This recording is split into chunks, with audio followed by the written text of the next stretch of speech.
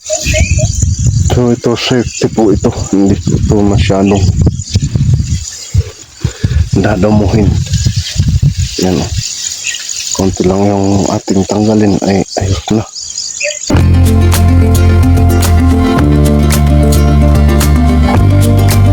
Good morning. Tayo ngayon ay maglilinis dito sa ating madamong sibuyasan. Ayan o. Yan. Pakita ko po sa inyo. Yan po yung ating sibuyas na tinubuan na ng damo. Kaya mas maiging agapan kaysa po itong paragis ay lumaki. Matatalo po yung ating sibuyas. So, kaya mas mainam po na unahan muna po natin. Ito naman po ay kaunti lang po itong ating tanim. Mini garden natin na sibuyas dahon. Ayan. Yan o. At konti na lang at matatalo ng damo.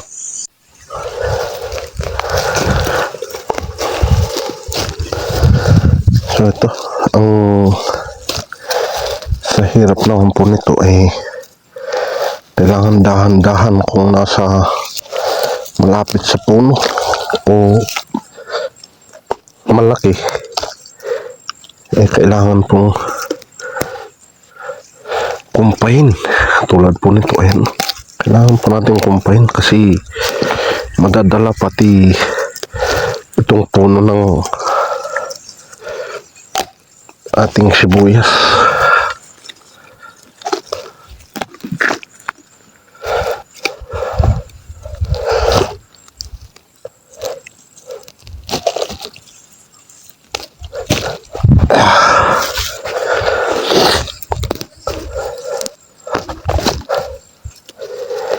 Hirap talaga ng marami kang gagawin, hindi mo naman namamalayan dinadam mo na yung unang tanim mo. Yun ang hirap ng mag-isa ka lang, pero kaya naman po yan. Talagang ganyan. Maliit naman yung ating taniman. Hindi naman ito kalawakan. Hindi naman ito ektaryahan. Para po sabihin natin na kailangan po natin ang makakasama.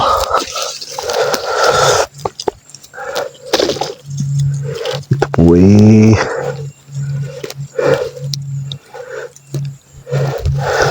kunti lamang. Kukunti lang itong ating taniman.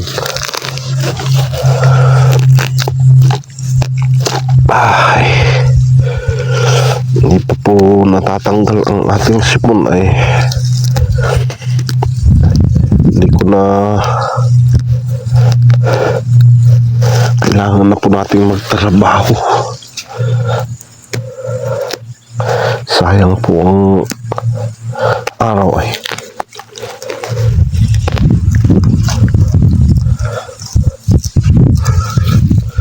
sayang ang araw, oras.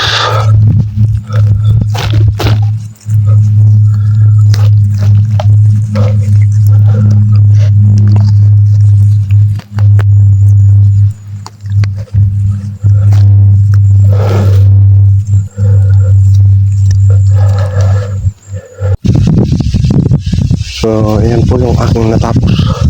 Isa, dalawa, tatlo, apat.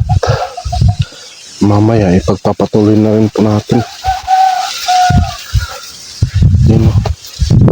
Mas maganda pag ganitong malinis. Ayun. Ito. Dumarami na agad o.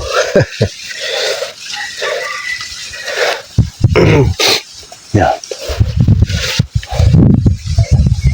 Mamaya naman po natin pagpapatuloy. Palit lang po tayo ng damit na basang-basa. So ayan na muna yung aking natapos. Ayan. Mamayang hapon ay dito naman po. Ayan o. So yan. Lumakas na yung hangin. Ibig sabihin ay hindi na ito uulan mamayang hapon. Yan. Mamayang hapon na naman po. Tayo lang po ay uuwi at kakain. Yan o. Yan lang po yung natin natapos dito. Bali naka isa, dalawa, tatlo, apat. Nakalima tayo ngayong hapon. Ayan o. Yung kaninang umaga po yan. 1, 2, 3, 4, 5. Lima din. Yun. Yung ating natapos ngayong hapon ito. Dito meron pa po yung mga sila rin na naiwan noon na maliliit. Meron po pong kasama. Ayan o. Ang gawa ko lamang po dito ay kinukuha ko yung mga gumugulang na dahon. Ayan o. Mga pang-ulamin. Ayan.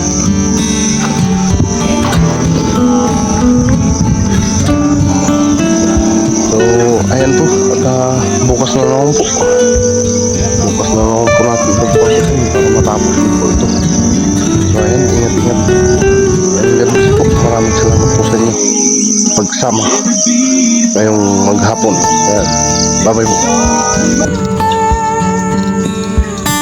Ayan. Good morning. Tapos ko na po itong aking naiwan kahapon. Ayan yung dalawang flat. Tapos po tayo bago tayo mag-video. Ayan o. Wala na yung mga damo sa ating mga tanim. Ayan, yung natira lang ay yung mga celery na iwan po natin. Ayan o. At yung mga damong yan, ito, kakayaan po natin dyan para dyan naman po siya matutusta. Pag dito natusta ay pataba na rin po dito sa ating tanim. Siyempre pag natusta na po yan, pwedeng ilagay po natin, pwedeng ganun po, pwedeng may lagay sa punuan ng ating mga tanim na gulay. At yan naman po ay tataba. Ayan o. Malinis na po yung ating taniman. Wala na po yung mga damo. Linis na. Nagamasan na po.